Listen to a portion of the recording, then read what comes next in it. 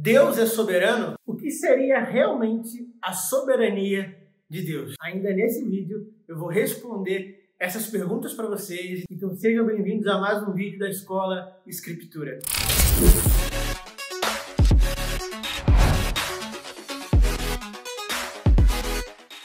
O que é a soberania de Deus? Esse é um assunto muito discutido, muito falado, e eu creio que pouco contextualizado, pouco ensinado nas igrejas, e nós precisamos entender à luz da palavra, de fato, o que significa a soberania de Deus. E esse vídeo ele tem uma proposta de ser bem objetivo para que possa te explicar de forma bíblica o verdadeiro significado da soberania de Deus, ou da palavra soberania. Porque, por exemplo, a palavra soberania, ela vem de uma palavra do hebraico, que é a palavra gadol, que ela significa grandeza, Ela é usada, por exemplo, em Salmos 135, no versículo 5, quando a Bíblia diz, na verdade, sei que o Senhor é grande e que o nosso soberano, ele é maior que todos os deuses. Então, de forma contextual, dentro desse versículo, geralmente a palavra sabedoria, ela sempre foi usada dentro da expressão gadol para se referir a algo que é imenso, algo que é grande, ou que está acima de tudo e de todos. É por isso que nesse texto vai dizer que Deus é soberano e ele é maior que todos os deuses. Então, dentro do original, a gente pode compreender que a palavra gadol, que vem de soberania, significa algo grande, algo que tem grandeza. Ou então, por exemplo, lá em Deuteronômio 10, no versículo 17, que diz: pois o Senhor, o seu Deus, é o Deus dos deuses e o soberano dos soberanos, o grande Deus. Então a gente percebe que a própria expressão da palavra sabedoria está se referindo a algo que é grande, porque nós sabemos que nosso Deus reina em majestade e o seu domínio, o seu reinado, o seu reino, ele é maior que todas as coisas. Deus está acima de tudo, ele sempre estará acima de todos. Um outro exemplo, aqui no grego, a palavra sabedoria, ela vem de uma expressão que se chama dunastes, que significa um ministro real de grande autoridade. Por exemplo, é usada lá em 1 Timóteo, no capítulo 6, no versículo 5, que diz: a qual, em suas épocas determinadas, há de ser revelada pelo bendito e único soberano, o Rei dos Reis, o Senhor dos Senhores. Aqui a expressão no grego não é mais gadol no hebraico, mas é a expressão dunastes, que significa um ministro real que governa com muita autoridade. Quando a Bíblia se refere a Deus pelo fato de ser soberano, ela está querendo demonstrar a sua grandeza. Deus, ele é um ministro real que reina com muita autoridade acima de todas as coisas. Então, quando a Bíblia relata sobre a soberania de Deus, ela sempre está ligada com a grandeza do seu poder, pois nosso Deus, ele é soberano sobre todas as coisas e exerce sua altíssima autoridade, a qual ela é maior que o mal, maior que o problema, maior que a dificuldade e maior que qualquer doença, qualquer tipo de circunstância que eu e você possamos enfrentar. A soberania de Deus é diferente do que muitos acreditam ser, o que nós conhecemos como tirania. Deus, ele não é um ser ditador que dita as formas para que nós possamos agir segundo o seu conselho, segundo a sua vontade, de forma totalmente imposta ou de forma obrigatória. Soberania não é tirania. Isso é algo que precisa ficar claro. Soberania está ligado à grandeza do seu poder, à grandeza da sua majestade, à grandeza da sua autoridade. Tirania tem a ver com alguém que governa por base da imposição, não apenas pelo relacionamento de amor, não pelo prazer, mas pela imposição da obrigação. E Deus não é essa pessoa. Nós não podemos confundir soberania com tirania. E é por isso que nós não podemos usar da soberania de Deus, principalmente, como desculpa para uma aceitação de uma vida totalmente miserável, Sendo que Deus já garantiu para mim e para você que ele é maior que todas as coisas, ele é maior que qualquer problema, ele é maior que qualquer dificuldade que eu e você possamos enfrentar. Quando nós estamos dizendo que Deus é soberano, não é porque Deus está acima de tudo e ele não quer fazer nada. É totalmente diferente. Nós precisamos reconhecer quem ele é, reconhecer a sua autoridade e permitir que todas as grandezas e realidades que estão ligadas a Deus possam se manifestar sobre a nossa vida. É por isso que precisamos de mais bases bíblicas sobre o assunto e menos opinião humana, mais centralidade nas Escrituras e menos achismos ideológicos. É por isso que Deus e sua palavra é algo que é totalmente inseparável. Por exemplo, Efésios 1:11 diz que nele fomos escolhidos, tendo sido predestinados conforme o plano daquele que faz todas as coisas segundo o conselho do seu propósito. Ou seja, tudo que Deus faz é somente segundo o conselho do seu propósito. Ou seja, o propósito de Deus sempre está ligado ao seu conselho. Eu vou tentar esclarecer isso para vocês.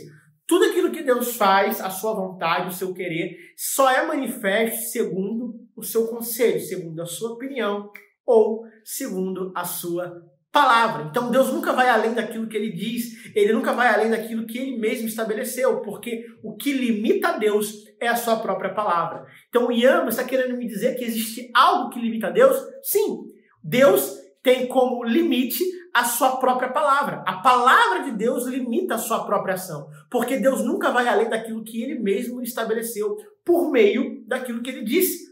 Então, nós precisamos entender que Deus não faz o que ele quer, ele só cumpre aquilo que ele estabeleceu por meio da sua palavra, por uma questão do seu caráter. É por isso que nós precisamos entender que a palavra de Deus governa a vontade de Deus. Porque, por exemplo, Jesus no Getsemane, ele ora dizendo para que a vontade de Deus seja estabelecida em cima da sua própria vontade. Então, Jesus, como o próprio verbo encarnado, a palavra em ação, ele está nos ensinando que a sua vontade humana não podia prevalecer porque a vontade de Deus, que é baseada na palavra dele, estava sobre todas as coisas e principalmente acima da sua própria vontade. Então, Deus não cumpre sua vontade de forma aleatória. Ele cumpre sua vontade por meio daquilo que a sua própria palavra estabeleceu, porque Deus se revela por meio da sua palavra. É assim que o seu caráter é manifestado.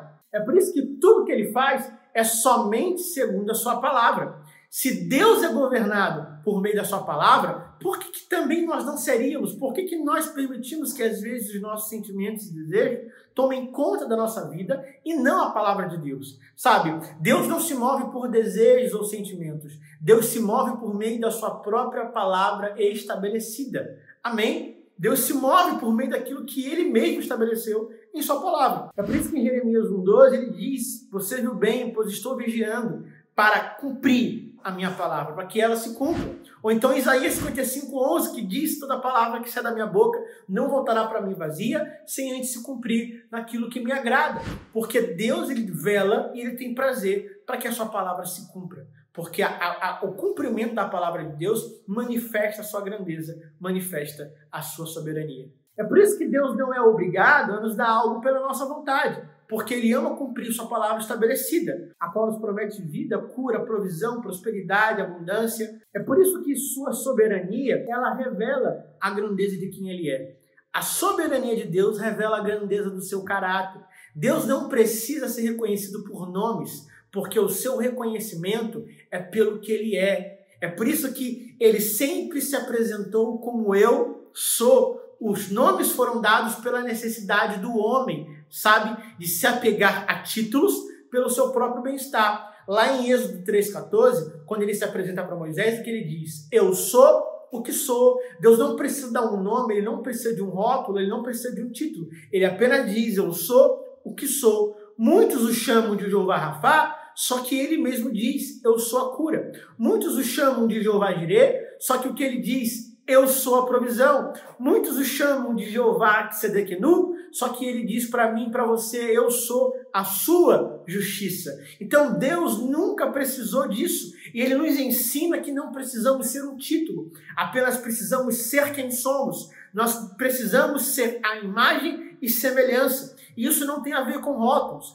isso tem a ver com a nossa identidade, porque a soberania de Deus, que revela a grandeza do seu caráter, está totalmente ligada à sua identidade, está totalmente ligado a quem ele é. E é por isso que nós precisamos permitir que essa soberania também se manifeste em nossa vida dessa maneira, para que nós nunca possamos fugir ou distorcer o que de fato é a soberania de Deus. Não confunda a soberania com tirania. Deus é soberano e a grandeza de quem ele é foi feita para ser manifesta em sua vida. Não para que você continue vivendo uma vida miserável, não para que você permaneça em problemas, mas para que você permita que as realidades que envolvem o ser soberano de Deus, que envolvem o seu caráter, se manifestem em você, para que a sua vida seja totalmente transformada pela glória e pela grandeza do seu poder. Nós precisamos ter essa clareza. Então eu espero que esse ensinamento ele tenha edificado a sua vida. Eu espero que essa palavra ela possa transformar você.